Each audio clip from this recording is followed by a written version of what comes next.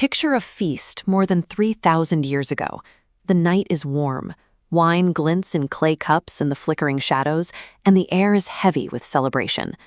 Resting on top of every person's carefully styled hair is a curious detail, a pale, cream-colored cone about the size of a small fist. Walk through the painted tombs of Egypt and you keep meeting this exact scene. Again and again, balanced on their heads, those cones appear. Ancient artists drew them insistently across centuries as a visual shorthand for beauty and abundance. For over 100 years, historians believe these cones were made of animal fat or wax, soaked in precious perfumes. The theory held that as the evening wore on and the body warmed them, the fat would soften, creating a slow-release fountain of scent that trickled down the scalp and shoulders. To trap a smell inside fat, the Egyptians relied on enfleurage. You press fragrant flower petals into animal fat. When the flowers fade, you replace them with fresh ones, repeating until the saturated fat can be molded into a cone. In a world without refrigeration or daily bathing for most, wearing a crown of perfume was an ingenious solution to staying fragrant. That image of the banquet is a sharp contrast to the environment outside. Egypt was hot, dusty, and crowded along the river. The smell of smoke and physical labor clung to the working day.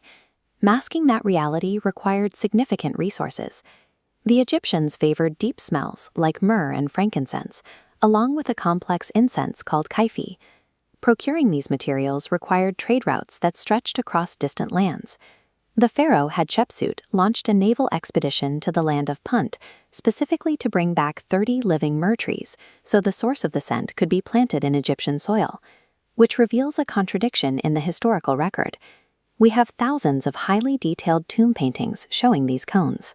Yet for a century of active excavation, not a single physical cone had ever been recovered from the dirt. Without physical evidence, some scholars began to argue that the ritual was purely symbolic, an artistic convention meant to show a person was blessed, rather than an object you could actually hold. In 2019, archaeologists working in Amarna shifted their focus to a cemetery for ordinary workers. In the dirt of these modest graves, they found what was missing for 100 years.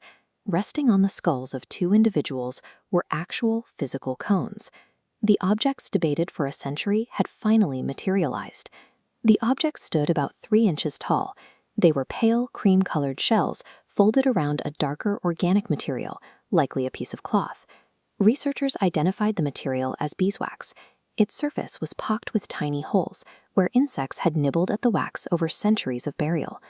The century-long dispute ended with a single discovery. The cones were undeniably real, but the discovery created a new contradiction. As scientists analyzed the artifacts, they looked for the chemical signatures that would prove the objects were meant to melt. The results showed no trace of perfume, unguent, or fragrant fat saturating the wax or the bodies. Furthermore, the structural properties of this beeswax meant it wouldn't dissolve at human body temperature or in the heat of a banquet. The evidence suggests the image of a perfumed crown melting through the night was a myth. The objects existed, but they didn't work the way we imagined. This creates a different puzzle. If these objects didn't release a scent, why would working-class people wear rigid wax cones into their graves? Scent equated to divine purity in the Egyptian mind. The cone may have served as a symbolic anchor meant to guide a person into the afterlife, representing blessing even without literal perfume. Economic factors likely played a role. While the elite may have worn lavish, perfumed versions, the workers at Amarna were buried with dummy imitations of those rituals, objects that signaled a connection to the divine at a lower cost. The cone also functioned as a badge of honor.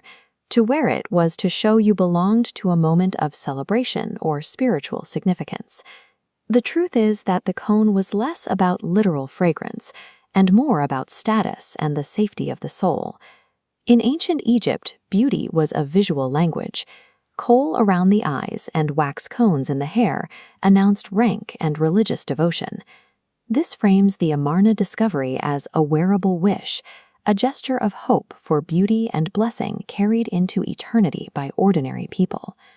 Beneath the strangeness of the ritual is a human impulse we still recognize, the desire to feel beautiful and the hope our blessings last. The physical objects crumble, but the meaning behind them persists. It took 3,000 years to find the truth in the dirt. We discovered that a symbol of human hope carries a weight that outlasts the myth of the melting perfume.